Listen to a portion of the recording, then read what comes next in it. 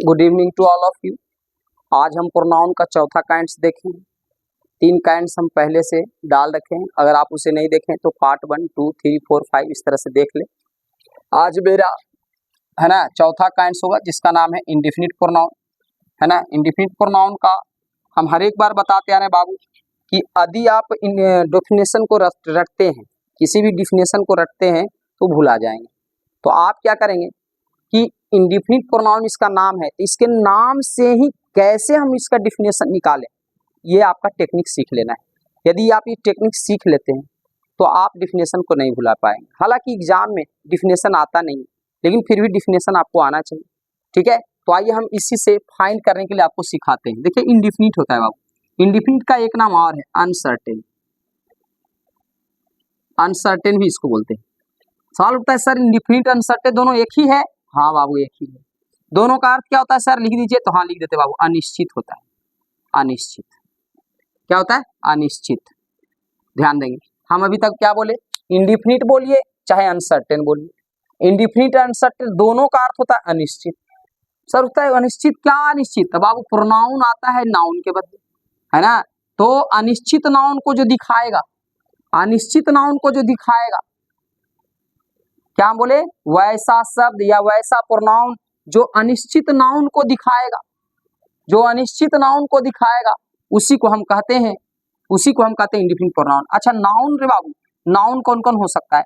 Noun एक व्यक्ति हो सकता है, और या नाउन एक वस्तु हो सकता है ना। ये वस्तु हो सकता है। नाउन किसको कहेंगे? व्यक्ति या वस्तु को नाउन कहेंगे, व्यक्ति या वस्तु को नाउन। अच्छा व्यक्ति को अंग्रेजी में क्या बोलते हैं बच्चा? पर्सन्स। क्या बोलते हैं बच्चा? पर्सन्स। और वस्तु का क्या बोलते हैं? थिंग्स। ठीक है, बस मेरा डिफिनेशन बन के रेडी हो चुका है। इतना बात अगर आप याद रखते हो तो देखिए हमने क्या बोला, इंडिफिनिट बोलो या अनसर्टेन बोलो, इंडिफिनिट और अनसर्टेन दोनों का हिंदी होता है अनिश्चित। अनिश्चित होता है। नाउन प्रोनाउन आता है नाउन के बदले, प्रोनाउन आता है नाउन के बदले। नाउन कौन कौन होता है? व्यक्ति या वस्तु। व्यक्ति का अंग्रेजी होता है पर्सन और थिंग्स। फिर से आ जाइए, प्रोनाउन के बदले आता है नाउन। और नाउन कौन कौन होता है? तो व्यक्ति या वस्तु। अब व्यक्ति को अंग्रेजी में बोलते हैं पर्सन्स, अब वस्तु को बोलते हैं थिंग्स। कोई दिक्कत? अच्छा अनिश्चित नाउन को दिखाने के लिए आता था, दिखाने के लिए एक शब्द यूज करेंगे सो। क्या यूज करेंगे? सो। ध्यान रखेंगे, सो। सो बस इसी से मेरा डिफिनेशन बन के रेडी हो जाता है। कैसे बनाएंगे? इतना तक सबको कॉमन याद होगा, इतना सबको याद होगा। The pronoun which is used to, इतना सब बच्चों को बोले हैं कि याद कर लेना है जी। यूज्ड टू सभी काइंड्सों में इतना हम लिखते आ रहे हैं, the pronoun which is used to. बस अब जोड़ना है और क्या, सो। पहले जोड़ेंगे सो। सो मतलब दिखाने के लिए, कैसा दिखाने के लिए? अनिश्चित, अनसर्टेन। अनसर्टेन कौची अनसर्टेन भाई? तो एक नाउन, नाउन में कौन कौन लिखेंगे? पर्सन और थिंग्स। तो लिखेंगे PERSON, पर्सन्स और थिंग्स। थिंग्स ठीक है। क्या अभी तक लिखे बाबू? इसको ध्यान से एक बार पढ़ लो। The pronoun which is used to, ये तो कॉमन चलता है। The pronoun which is used to common चलता है। दिखाने के लिए तो लिखेंगे सो। यहाँ पर ध्यान देंगे बाबू, अनसर्टेन में वॉवेल है, तो वॉवेल के आगे अगर एन लगा दे तो और शुद्ध हो जाता है। तो यहाँ पर हम लगा देते हैं एन। ठीक है, क्या क्या पढ़े जरा सा एक बार देखें। हमने पढ़ा the pronoun which is used to, जो कि हर काइंड्स में लिखाते हैं, इतना सब बच्चे को याद होगा। आज अभी बताएं कि दिखाने के लिए तो लिखे सो। कौची दिखाने के लिए? तो अनसर्टेन माने अनिश्चित नाउन को, तो अनसर्टेन, लेकिन आगे एन लगा दिए तो अच्छा और बढ़िया है। अच्छा नाउन में कौन कौन आता है? तो व्यक्ति या वस्तु। तो व्यक्ति का अंग्रेजी हो गया पर्सन, अब वस्तु का अंग्रेजी हो गया थिंग्स। यहाँ तक हमको लगता है कि सभी बच्चे को समझ में आ गया होगा। बस आपका डिफिनेशन रेडी, आगे लगा दो। Is called indefinite pronoun. Indefinite pronoun, indefinite pronoun. जरूर आपको समझ में आ गया होगा बाबू, एक बार फिर से सुन ले। इंडिफिनिट को हम बोलते हैं अनसर्टेन। इंडिफिनिट बोलिए चाहे अनसर्टेन बोलिए, आप दोनों का हिंदी होता है अनिश्चित। अनिश्चित नाउन को दिखाने के लिए, तो दिखाने के लिए शब्द आता है सो। सो माने दिखाना। सर सब किसको दिखाएगा? तो बाबू रे प्रोनाउन के बदले आता है नाउन, तो नाउन को दिखाएगा। और नाउन होता है व्यक्ति और चाहे वस्तु। नाउन होता है व्यक्ति चाहे वस्तु। व्यक्ति को अंग्रेजी में बोलते हैं पर्सन, या को बोलते हैं और वस्तु का होता है थिंग्स। बस सब सजा दीजिए, इतना सबको याद रखना है। The pronoun which is used to, उसके बाद सो, फिर अनसर्टेन के लिखेंगे एन अनसर्टेन, उसके बाद हो गया पर्सन और things is called indefinite pronoun. I hope कि आपको समझ में आ गया। देखो बाबू, इसका जो एग्जाम्पल है, ध्यान देंगे, इसका जो एग्जाम्पल है बाबू बहुत डेंजर है। इसका जो एग्जाम्पल है बहुत डेंजर है। आप इसको नोट डाउन कर लेंगे। हम इसको एक थोड़ा सा मिटा के इसके एग्जाम्पल पर चर्चा करते हैं, क्योंकि कुछ ज्यादा जगह चाहिए इसके लिए, तो इसको हम मिटा देते हैं, है ना। आपको जो है याद हो गया होगा, है ना, परिभाषा लिखे आ गया होगा। अब इसको हम हटा देते हैं, ठीक है। आप चाहे तो मेरा वीडियो को पीछे करके, है ना, पॉज करके आप लिख सकते हैं। अब देखिए बाबू, इसका मेन एग्जाम्पल है यहाँ पर बच्चे लोगों का ना कि सर इंडेफिनिट प्रोनाउन का क्या एग्जाम्पल हो सकता है। आखिर कौन ऐसा शब्द है, अभी इसका परिभाषा क्या बना इंडेफिनिट प्रोनाउन का, वैसा प्रोनाउन जो अनिश्चित नाउन को दिखाता हो, जो अनिश्चित नाउन। तो सर वैसा कौन एग्जाम्पल है जो अनिश्चित नाउन को दिखाता है। तो बाबू इसका एग्जाम्पल बड़ा डेंजर है। हम भी बचपन में पढ़ते थे ना, तब बहुत कंफ्यूज होते थे। इसके टोटल एग्जाम्पल होते हैं 16, लेकिन आपको याद रखना है 12। इसके टोटल एग्जाम्पल होते हैं 16, लेकिन आपको याद रखना है 12। लेकिन 12 में से बच्चे गड़बड़ा जाते हैं। कोई कहीं रहेगा एवरीथिंग, कभी कहीं रहेगा एनीबॉडी, केजू रहेगा नथिंग, केजू रहेगा नो वन। तो आप वहां पर गड़बड़ा जाएंगे। तो उसके लिए हमने एक शानदार सा ट्रिक, मेरा कहानी सुनो। देखो बाबू, कहानी सुनोगे तो आपका इंडेफिनिट प्रोनाउन का सभी एग्जाम्पल याद हो जाएगा, सभी याद हो जाएगा। देखिए क्या होता है, गांव में या शहर में जब चुनाव का समय आता है, वोटिंग का समय, तो वोटिंग सब कुछ ठीक ठाक रहता है। सब चाहता है कि हम एक ईमानदार आदमी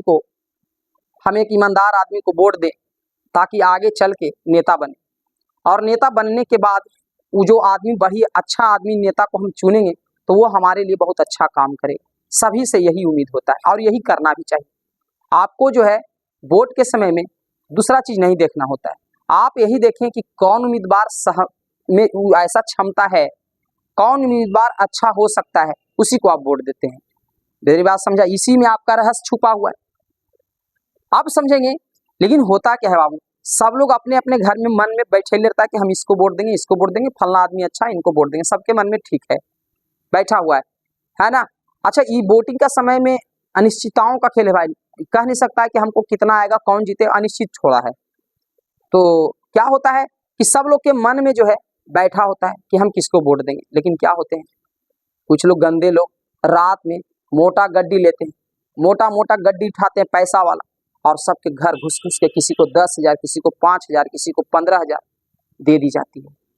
और जो गरीब है उनको जब 10,000 मिल जाता है तो उनको डर सताता है कि कहीं जो हम वोट नहीं देते हैं तो मेरे साथ कुछ अत्याचार नहीं करे। बेचारा दबाव में आकर एक इंसान नेता का वोट नहीं देकर उस नेता का वोट दे देता है जिसका उसे पैसा मिलता है। कुछ इंसान ऐसे भी होते हैं, पैसा लेने के बाद कर्ज में डूबना नहीं चाहते और उनको मजबूरन वोट उन्हीं को देना पड़ता है जिनका पैसा लेता है। तो आपने क्या देखा बाबू, आपने देखा कि वोट क्या हो गया, आपने देखा कि समाज का वोट नसा गया। क्या हुआ, समाज का वोट नसा गया। तो इसी से एक ट्रिक निकलता है, नासे वोट। बस इतना ध्यान रखना, नासे वोट। कौन नासा वोट को, पैसा वाला आदमी। नासे वोट नाश दिया जी, नहीं नाश दिया। एक ईमानदार आदमी को देने के लिए सोचे हुए था कहीं और कि हम फलना को वोट देंगे, लेकिन पैसा मिल गया इधर से, तो उसका दिमाग डाइवर्ट हो गया दूसरे को, तो इसका वोट नसा गया। देना था ईमानदार नेता को, लेकिन अब दे रहा है बेईमान नेता पैसा वाला को। ठीक, क्या हो गया, वोट नसा गया। नसा जाना मतलब समझते हैं, नसा जाना माने गड़बड़ हो जाना। तो इसी से ट्रिक एक निकलता है बाबू, नासे वोट। नासे वोट। अब कौन नाचता है वोट को, तो पैसा वाला। तो ध्यान रखेंगे, नासे वोट हम यहाँ लिख रहे हैं अंग्रेजी में, नासे वोट। ना से एक तरफ लिखेंगे और एक तरफ लिख लेंगे वोट। देखिए बाबू, ना से वोट। हमने एक कहानी अभी सुना कि पैसा देकर वोट को नाश दिया जाता है, वोट को खराब कर दिया जाता है। उसी से मेरा एक ट्रिक निकलता है बाबू, ना से वोट। तो ना से में अब ध्यान रखेंगे बाबू, इसको हम कॉलम ए बना लेंगे, कॉलम बी बना लेंगे। ना से मारा एन, तो एन से लिखेंगे बाबू 9। एन से क्या लिखेंगे 9। ए से लिखेंगे बाबू एनी, ध्यान देंगे, ए से लिखेंगे एनी। एस से लिखेंगे बाबू सम, एस से लिखेंगे सम। ई से लिखेंगे एवरी, ई से लिखेंगे एवरी। यहाँ तक सब बच्चे को एकदम ठीक हो गया होगा। मेरा प्रयास यही रहता है कि यहीं पर सब बच्चे को याद हो जाए। हमने क्या बोला बाबू, इलेक्शन के दिन में पैसा देकर वोट को नाश दिया जाता है। देना था किसी और को, वोट को खींच लेता है कोई और, वोट नसा जाता है। नासे वोट, वहीं से एक ट्रिक निकलता है, नासे वोट। तो नासे हो गया NASE, नासे। अब वोट हो गया BOT, तो नासे वोट। एन से हो गया बाबू 9, ए से हो गया एनी, एस से हो गया सम, ई से हो गया एवरी। ठीक है बाबू, अब देखो बी से आप लिखेंगे क्या, बी से आप लिखेंगे बॉडी, बी से लिखेंगे बॉडी। ओ से क्या लिखेंगे, ओ से जल्दी बताएं क्या लिखेंगे, वन। टी से क्या लिखेंगे, जल्दी बताएं, टी से क्या लिखेंगे, थिंग, टी से क्या लिखेंगे, थिंग, यहाँ लिख देंगे थिंग, THING, थिंग।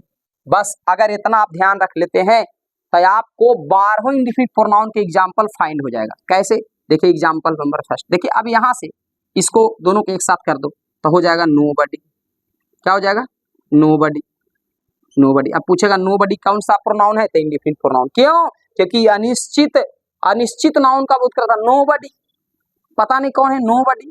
खैर इसका एग्जाम्पल में आप समझ जाओगे, पहले निकालने के लिए सीखे नोबडी। अब इसी नोबडी को नो वन के साथ मिला देंगे तो क्या बनेगा बाबू, नो वन। क्या बनेगा, नो वन। उसी नो को थिंग के साथ मिलाएंगे तो क्या बनेगा बाबू, नथिंग। क्या बनेगा, नथिंग।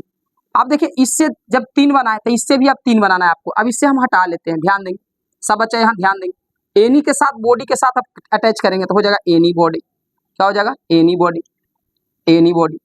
उसी तरह हम एनी को 1 के साथ करेंगे तो हो जाएगा any body, sorry any one, any one.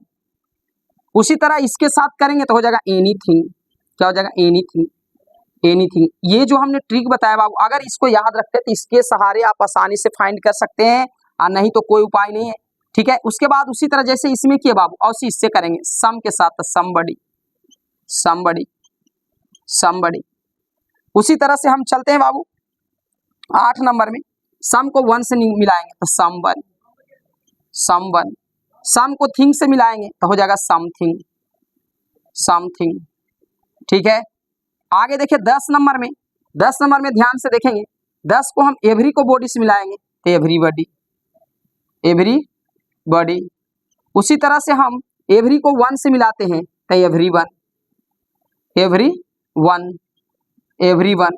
उसी तरह से एवरी को हम थिंग से मिलाते हैं, थिंग से मिलाते हैं तो हो जाता है एवरीथिंग, एवरीथिंग। तो बताइए टोटल कितने इंडिफिनिट प्रोनाउन हो गए, 12। इसका यही सब एग्जाम्पल है जो कि बचपन में पढ़ने में बच्चे लोचा में फंस जाते हैं, कैसे याद रहेगा सर हैं। लेकिन आपको हम सारा टेबल भी याद रखने का तरीका बता देंगे। ना से बोट, एन से हो गया नौ, ए से हो गया एनी, एस से हो गया, एस से हो गया सम, एस से हो गया आपका सम, ई से हो गया एवरी, बी से हो गया बॉडी, ओ से हो गया वन, टी से हो गया थिंग, और 3 बनेगा इससे, इसको 3 के साथ, इसको 3 के साथ, इसको 3 के साथ, इसको 3 के साथ, इस तरह से 4 या 12।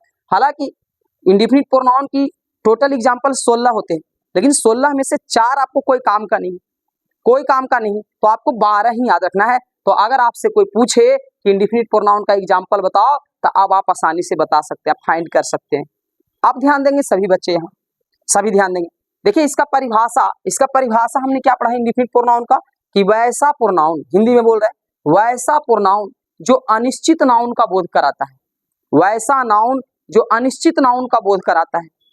इसमें से जितने भी आप 12 के 12 शब्द देख रहे हैं सब अनिश्चित है, सब निश्चित है ये नहीं, कोई निश्चित नहीं। एग्जाम्पल देंगे उस समय समझाएंगे, अभी इसको ध्यान रखें, और ध्यान रखेंगे इसका हिंदी का जरूरत भी नहीं पड़ेगा, अगर जरूरत पड़ता तो हम जरूर लिखते। तो बाबू ये हो गया 12 एग्जाम्पल, आई होप कि आपको निकालने के लिए आ गया होगा। ना से बोट याद रखेंगे, ना से बोट, उससे 12 निकल जाएगा। अब सभी बच्चे ध्यान देंगे, इसका एक परिभाषा तो हो गया कोची, कि वैसा pronoun, the pronoun which is used to show an uncertain person or thing is called indefinite pronoun. अभी लिख के दिखाएं, हिंदी में इसी को बोलते हैं कि वैसा प्रोनाउन जिस जो अनिश्चित नाउन का बोध कराता है, अनिश्चित नाउन का बोध कराता है, उसे हम इंडिफिनिट प्रोनाउन कहते हैं। इसका एक परिभाषा अब और निकलता है बाबू, आप गौर से देखिए इसको, तो एक परिभाषा और निकलेगा। देखिए इसमें बॉडी आ रहा है, ठीक है, इसमें बॉडी, सॉरी इसमें बॉडी, यहाँ ध्यान देंगे, आप देख रहे हैं कि इन सभी के लास्ट में बॉडी, देखिए इसमें भी बॉडी लगा है, इसमें भी बॉडी लगा हुआ है, इसमें वन लगा हुआ है, इसमें वन लगा हुआ है, वन लगा हुआ है, किसी में थिंग लगा हुआ है, थिंग लगा है। तो आप देख रहे हैं कि किसी में जो है लास्ट में, किसी के लास्ट में बॉडी लग रहा है, किसी लास्ट में वन लग रहा है, किसी के लास्ट में थिंग लग रहा है। तो हम कह सकते हैं कि सर वैसे शब्द को प्रोनाउन कहते हैं जिसमें बॉडी वन और थिंग लगा होता है, यानी बॉडी वन थिंग वाले शब्द को हम क्या कहते हैं, इंडिफिनिट प्रोनाउन। अगर शॉर्टकट में बताना है तो क्या बोलेंगे, बॉडी, है ना, बॉडी वन और थिंग वाले शब्द को हम इंडिफिनिट प्रोनाउन कहते हैं। तो कोई बात नहीं, परिभाषा तो पूछेगा नहीं, आपको एग्जाम्पल निकालने आ गया होगा। आप देखते हैं इसके कुछ नियम है बाबू, इसका यूज कैसे करेंगे एग्जाम में, कहाँ से, एग्जाम में इसी नियम में से आपको देखने को मिलेगा। सबसे पहले बाबू ध्यान दो, ये जो 8 के 8 देख रहे हैं सभी सिंगुलर नंबर है। ये जो 8 के 8 देख रहे हैं सभी के सभी सिंगुलर नंबर है, और सिंगुलर नंबर के साथ हमेशा सिंगुलर लगाते हैं, आप सब जानते होंगे। सिंगुलर नंबर के साथ singular verb, singular auxiliary verb, singular noun सब सिंगुलर लगाते हैं। तो पहला नियम यही बनता है कि इंडिफिनिट प्रोनाउन सिंगुलर होता है, ये सब इंडिफिनिट प्रोनाउन। अभी बताएं इंडिफिनिट प्रोनाउन की कुल संख्या होते हैं 16, उसमें से 12 आपको याद रखना, कैसे निकालना है बता दिए। आई 12 के 12 होता है सिंगुलर नंबर, हाँ तो यही लिखा है सभी इंडिफिनिट प्रोनाउन, ये 12 सभी इंडिफिनिट प्रोनाउन सिंगुलर होता है, इसलिए इसके साथ सिंगुलर ऑक्सिलरी वर्ब का प्रयोग करें। सिंगुलर ऑक्सिलरी वर्ब का करेंगे, देखिए पहला एग्जांपल का पहला बनाइए, देखिए आया समवन। अब हम जान रहे हैं कि सर ये तो इंडिफिनिट प्रोनाउन है समवन, देखिए इसमें समवन है, ये देखिए इंडिफिनिट। आई है कौन सिंगुलर, तो सिंगुलर तो यहाँ सिंगुलर भराएगा, हैव नहीं, हैव तो प्लूरल, यहाँ हैज भराएगा। तो देखिए हो गया समवन हैज, कितना इजी है। अच्छा आप ध्यान देंगे यहाँ बाबू, आप ध्यान देंगे यहाँ पर कि समवन हैज सिंगुलर है, तो सिंगुलर के लिए आप बताएंगे किसका प्रयोग करेंगे, हिज का कि इट्स का, जल्दी से बताएं। अच्छा एक चीज आओ बाबू, एक चीज और ध्यान देंगे, इसमें से जितना भी देख रहे हैं बडी वाला और वन वाला, जेकर लास्ट में बडी या वन है, बडी और वन, तो इसका प्रयोग व्यक्ति के लिए होता है, इसका प्रयोग व्यक्ति के लिए होता है। और जिसके लास्ट में थिंग है, तो थिंग माने होता है वस्तु, इसका प्रयोग वस्तु के लिए होता है, इसका प्रयोग वस्तु के लिए होता है। ध्यान रखेंगे, हम क्या बोले, जिसके लास्ट में बडी या वन है, जैसे देखिए इसके लास्ट में बडी है तो नो बडी का प्रयोग होगा व्यक्ति के लिए, एक लास्ट में वन है तो नो वन का प्रयोग हुआ व्यक्ति के लिए, एक लास्ट में थिंग है तो जिसके लास्ट में थिंग है उसका प्रयोग होता है वस्तु के लिए। देखिए इसका बस व्यक्ति के लिए, इसका व्यक्ति के लिए, इसका वस्तु के लिए, इसका व्यक्ति के लिए, इसका व्यक्ति के लिए, इसका वस्तु के लिए, इसका व्यक्ति के लिए, इसका व्यक्ति के लिए, इसका वस्तु के लिए। ठीक है, जिसके लास्ट में थिंग रहेगा उसका प्रयोग वस्तु के लिए करेंगे, और जिसके लास्ट में वन रहेगा चाहे बॉडी रहेगा तो उसका प्रयोग हम व्यक्ति के लिए करेंगे। तो वही बाबू यहाँ पर आपको देख लो, यहाँ कौन चीज समवन है, वन है, तो ये सिंगुलर था तो इसमें सिंगुलर लगा, ये तो हो गया, ये तो प्लूरल था तो ये लगाए, लेकिन वन है तो वन किसके लिए प्रयोग होता है जल्दी बताओ, वन होता है व्यक्ति के लिए, तो व्यक्ति के लिए हीज, व्यक्ति के लिए हीज, ईट का प्रयोग वस्तु के लिए, आप जब पढ़ाए होंगे, हाँ व्यक्ति के लिए ही ग्रुप चलता है और व्यक्ति वस्तु के लिए ईट ग्रुप चलता है, तो यहाँ पर ईट्स नहीं होगा, हीज होगा क्योंकि यहाँ पर व्यक्ति के लिए आया है, वन है। आगे देखिए बाबू उसी तरह समवड़ी, अच्छा ये सिंगुलर नंबर है, अभी बताएं कि सब सिंगुलर नंबर होता है, तो सिंगुलर है तो इसमें सिंगुलर बेयर न है, बाज है तो बाज यहाँ लगाएंगे। अच्छा बाबू बताओ समबडी का प्रयोग वस्तु के लिए कि व्यक्ति के लिए, तो सर ये व्यक्ति के लिए, वस्तु के लिए थिंग, ये व्यक्ति के लिए। अब व्यक्ति के लिए हम क्या लगाएंगे, व्यक्ति के लिए अगर रहता यहाँ ईट नहीं हीज लगाते, लेकिन इसमें नहीं दिया है, यहीं तक हमारा हो जाएगा। अब इसमें आ जाते हैं, इसमें क्या लिखा एवरीथिंग, तो ये सिंगुलर है कि प्लूरल, तो सर सिंगुलर है, ये 12 के 12 सिंगुलर है, तो सिंगुलर इसके साथ सिंगुलर लगाएंगे, हैव नहीं, हैव तो प्लूरल, हैज लगेगा, तो यहाँ पर आप लगा लोगे हैज। अब देखो बाबू यहाँ पर थिंग आया है, तो जल्दी बताओ थिंग व्यक्ति के लिए कि वस्तु के लिए, तो सर जी वस्तु के लिए, वस्तु के लिए हीज नहीं ईट, तो यहाँ पर हम ईट्स का प्रयोग करेंगे। आप आई होप कि आप दो नियम आप समझ गए होंगे, नियम नंबर 1 और नियम नंबर 2। आगे देखो बाबू नीचे नियम जो कह रहा है, कहता है वही सब लिखा हुआ है, 1 2 3 4 तक आप समझ गए, कैसे देख लीजिए। सभी इंडिफिनिट प्रोनाउन सिंगुलर होता है, इसलिए इसके साथ सिंगुलर लगाएंगे, तो क्लियर है। दूसरा पूछा थिंग वाले प्रोनाउन का प्रयोग वस्तु के लिए होता है, इसलिए इसमें ईट ग्रुप चलेगा। अभी बताएं थिंग वाले प्रोनाउन का प्रयोग वस्तु के लिए करेंगे, अब वस्तु के लिए ईट का प्रयोग करेंगे, अभी हम एग्जांपल में भी बताएं। उसी तरह वन का और बॉडी वाले प्रोनाउन का प्रयोग हम व्यक्ति के लिए करते हैं, इसलिए इसमें हम ही ग्रुप लगाते हैं। ठीक है, यहाँ तक कोई दिक्कत नहीं है। आगे देखिए थिंग वाले प्रोनाउन में के लिए क्वेश्चन टैग का सब्जेक्ट ईट का प्रयोग करें, ये बच्चे नहीं समझते, इसके लिए हमें क्या करना होगा, इसको मिटाना पड़ेगा, तो हम इधर मिटा के आपको समझाते हैं, थोड़ा सा ध्यान देंगे, ये ट्रिक याद रखेंगे, ना से बोट।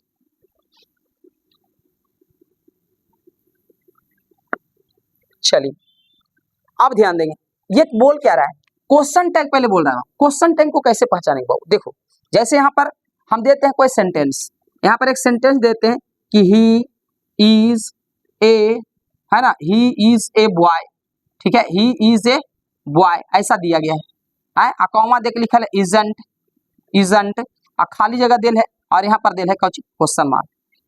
नहीं समझ में आया, नहीं समझ में आ रहा था, ऐसे देखो ही इज ए बॉय, खाली जगह यहाँ दिल है क्वेश्चन मार्क, तो देखिए बाक इंट्रोगेटिव भी नहीं है, बाक इंट्रोगेटिव नहीं असर्टिव है, लेकिन फिर भी पीछे क्वेश्चन मार्क लगा है, तो समझ जाना कि क्वेश्चन टैग का सेंटेंस है, समझ जाना क्वेश्चन टैग मतलब लास्ट में क्वेश्चन मार्क लगा रहेगा, समझ जाना क्वेश्चन टैग है, जेकर लास्ट में क्वेश्चन मार्क लगा रहेगा समझ जाना क्वेश्चन टैग का सेंटेंस है। लेकिन कह रहा है कि अगर थिंग वाले प्रोनाउन रहेगा, थिंग वाला प्रोनाउन रहेगा तो उसमें हम क्वेश्चन टैग के रूप में ईट लगाएंगे, थिंग वाले प्रोनाउन के लिए क्वेश्चन टैग का सब्जेक्ट ईट लिखेंगे, और यदि वन या बॉडी वाला रहेगा तो उसके लिए हम प्रोनाउन के लिए क्वेश्चन टैग का सब्जेक्ट दे लिखेंगे। नहीं समझ में आया, देखिए समझाते हैं बाबू फिर से, यहाँ देखिए इसमें क्वेश्चन लगा हुआ है, तो ये क्वेश्चन टैग हो गया। अब बताइए थिंग वाला है, थिंग वाला है तो थिंग वाला के लिए अभी बताया है बाबू, अभी देखिए गौर से, कहा है थिंग वाले प्रोनाउन के लिए क्वेश्चन टैग का सब्जेक्ट इट लिखेंगे तो थिंग वाला है, तो थिंग वाला के लिए हम क्या लगाएंगे, इट लगाएंगे। क्या लगाएंगे, इट लगाएंगे। कोई दिक्कत? यहाँ देखिए सम वन आया है, यहाँ बताया वन वाला बॉडी वाला, देखिए यहाँ वन वाला है, वन वाला के लिए हम क्वेश्चन टैग क्या लगाते हैं, दे लगाते हैं। क्या लगाते हैं, दे लगाते हैं। तो यहाँ पर हम दे लगा देंगे। कोई दिक्कत? नहीं दिक्कत है। आपको समझ में जरूर आया होगा, अगर नहीं समझ में आया होगा तो आप वीडियो को बैक करके जरूर देखेंगे, ठीक है। अगला देखो बाबू, इसको देखेंगे, यहाँ देखें, अगला देखिए, इस समझ में आ गया होगा बाबू, जहां थिंग रहेगा, जहां थिंग रहेगा क्वेश्चन टैग का भाग रहे, क्वेश्चन टैग कैसे पहचानेंगे, लास्ट में क्वेश्चन मार्क लगा रहेगा। और जैसे देखेंगे थिंग वाला प्रोनाउन है तो उसके लिए इट लगा देंगे बस। देखिए जैसे यहाँ क्वेश्चन टैग है, क्वेश्चन मार्क लगा हुआ है, यहाँ थिंग वाला है तो थिंग वाला के लिए इट लगाते हैं, और वन बॉडी वाला के लिए हम दे लगाते हैं क्योंकि व्यक्तियों के लिए आता है, ठीक है। तो यहाँ वन वाला आया है और क्वेश्चन टैग भी है तो यहाँ दे लगाएंगे, ठीक है। अब देखें यहाँ, अब देखिए ये नियम नहीं है बाबू, ये ध्यान रखेंगे, पॉजेसिव एडजेक्टिव है, जैसे आई का पॉजेसिव एडजेक्टिव माई, बी का आवर, पढ़े हैं ना, ही का हीज, आई का माई, तो उसी तरह वन का पॉजेसिव एडजेक्टिव वंस होता है, खाली याद रखेंगे, वन का पॉजेसिव एडजेक्टिव वंस होता है। जहां देखेंगे वन तो उसका पॉजेसिव एडजेक्टिव भराएगा वंस। जैसे देखिए यहाँ वन आया है, इसका पॉजेसिव एडजेक्टिव वंस भराएगा, हर नहीं, यहाँ वंस होगा। हर तो होता है सी का, अगर यहाँ सी रहता तो यहाँ हर भराता, यहाँ सी रहता तो यहाँ हर भराता, यहाँ ही रहता तो यहाँ हिम भराता, हिज भराता, हिज भराता, अगर दे रहता तो देर भराता, यू रहता तो योर भराता, आई रहता माई भराता, लेकिन वन है तो वंस भराएगा, वंस भराएगा। क्या भराएगा, वंस भराएगा, ठीक है, क्योंकि हमने बता दिया है वन का पॉजेसिव एडजेक्टिव वंस होता है। चलिए तो ये वाला क्लियर हो गया। आइए 7वां नंबर देखते हैं बाबू, वन का प्रयोग सिंगुलर नाउन के दोहराव को रोकने के लिए किया जाता है। ध्यान रखेंगे, वन का प्रयोग सिंगुलर नाउन के दोहराव के लिए करते हैं, और वंस का प्रयोग प्लूरल नाउन के दोहराव को रोकने के लिए करते हैं। वन रहेगा तो सिंगुलर नाउन के दोहराव को रोकने के लिए करेंगे, और वंस रहेगा तो प्लूरल नाउन के दोहराव को रोकने के लिए करेंगे। जैसे देखो बाबू, देखो पढ़ो, यहाँ पर पढ़ेंगे I have a white cat, है ना, मेरे पास एक उजली बिल्ली है, तो यहाँ पर बिल्ली है, कैट नहीं, कैट से सिंगुलर नंबर है। And you have black cat, cat आना चाहिए। I have a white cat, मेरे पास उजली बिल्ली है और तुम्हारे पास काली बिल्ली है, तो यहाँ बिल्ली आना चाहिए। लेकिन बिल्ली के लिए यहाँ पर हम या तो वन या तो वंस लेंगे, लेकिन ध्यान रखेंगे रहेगा सिंगुलर तो यहाँ वन रहेगा, सिंगुलर तो वन। ये रहता कैट्स तो यहाँ लगा जाते हैं हम वंस। क्लियर है। अगला देखिए, she like strip guavas more than grip guavas, यहाँ भी गुआभास भराएगा, भराएगा है। कह रहा है कि मुझे पके हुए अमरूद से ज्यादा पसंद है हरे वाले अमरूद, कच्चे वाले अमरूद। तो बताओ भाई, यहाँ पर गुआभा है तो यहाँ गुआभा होना चाहिए, लेकिन नहीं, उसके दोहराव को रोकेगा। तो बताइए गुआभा यहाँ सिंगुलर की पुल्लेस लगा है, तो पुल्डल, तो पुल्डल में वन है, वंस, यहाँ पर लगाएंगे आप वंस। क्लियर है, यहाँ पर लगाएंगे आप वंस। यहाँ पर देखिए एस नहीं लगेगा, यहाँ पे वंस होगा, है ना, वंस का प्रयोग। फुल स्टॉपेस ई है तो इससे पॉजेसिव एडजेक्टिव में फुल स्टॉपेस लगता है, बाकी इसमें नहीं लगता है, प्लूरल नंबर के लिए एस नहीं लगता है। तो अब देखिए आगे, Riya prefer a blue pen to black pen, यहाँ पर पेन भराना चाहिए था। रिया प्रेफर्स ब्लू पेन, तो यहाँ पर होना चाहिए टू ब्लैक पेन, तो ब्लैक पेन होना चाहिए। तो पेन का चाहिए सिंगुलर है, तो पेन नहीं भर के सिंगुलर के लिए वंस नहीं वन कर देंगे। देखिए उसके दोहराव को रोक दिया, 2 बार आ जाएगा सेंटेंस में नाउन तो गलत हो जाएगा, तो दोहराव को रोकने के लिए हम वन का, लेकिन सिंगुलर रहेगा तो वन का, और प्लूरल रहेगा तो वंस का। आगे लिखा है द वेयर मेनी, क्या लिखा है, there were many cows, there were many cows in the field, है, खेत में बहुत सी गाय थी, खेत में बहुत सी गायें थी। द व्हाइट खाली जगह लुक्ड, है, उसमें से कह रहा है कि उजली वाली जो है मोर हैंडसम, ज्यादा हैंडसम थी। तो आपको ये बताना है कि यहाँ पर द व्हाइट कुछ होना चाहिए cows, there were many cows in the field, है ना, खेत में बहुत सारी गायें थी। द व्हाइट काउज, यहाँ पर काउज आए तो यहाँ भी काउज आना चाहिए। The white cows looked more handsome, और उजली वाली गाय बहुत खूबसूरत दिख रही थी। तो यहाँ पर द व्हाइट काउज ना है, काउ चूंकि एक बार आ चुका है तो दोबारा ना है, इसलिए दोहराव के लिए काउज यहाँ पर पुल्डल है, तो काउज के लिए वन नहीं वंस लगाएंगे क्योंकि पुल्डल है, यहाँ हम वंस का प्रयोग करेंगे। किसका प्रयोग करेंगे, वंस का। यहाँ पर फुल स्टॉपेज नहीं ऐसा होगा। आगे देखते हैं, she has some money, she has some money, उसके पास कुछ पैसे हैं। यू हैव नॉट, नॉट आ गया बाबू, अभी बताए थे यहाँ पर। आइए कुछ नियम है, इसको पढ़ लेते हैं। 9 और 10 देख लेते हैं, 9 और 10, 9 और 10। सम का प्रयोग करेंगे अफर्मेटिव के लिए, जहां नॉट नहीं रहेगा वहां पर। जैसे कोई एकदम सीधा सीधा बात है, एकदम सीधा वाक्य है, उसमें नॉट उट नहीं है, तो उसमें हम सम लगाएंगे। लेकिन एनी का प्रयोग कहाँ करते हैं, या तो नॉट वाला में या तो इंट्रोगेटिव। इंट्रोगेटिव किसको कहते हैं, जिसमें प्रश्न पूछा जाए, तो निगेटिव वाला में या इंट्रोगेटिव वाला में हम एनी का प्रयोग करते हैं। तो इसको अगर गौर से पूछे पढ़े, इसको गौर से अगर पढ़े तो यू हैव नॉट आ गया था, निगेटिव है, तो निगेटिव है तो यहाँ एनी का प्रयोग करेंगे, तो यहाँ पर सम नहीं एनी होगा, यहाँ पर एनी होगा। तो आई होप कि आपको इस समझ में आ गया होगा।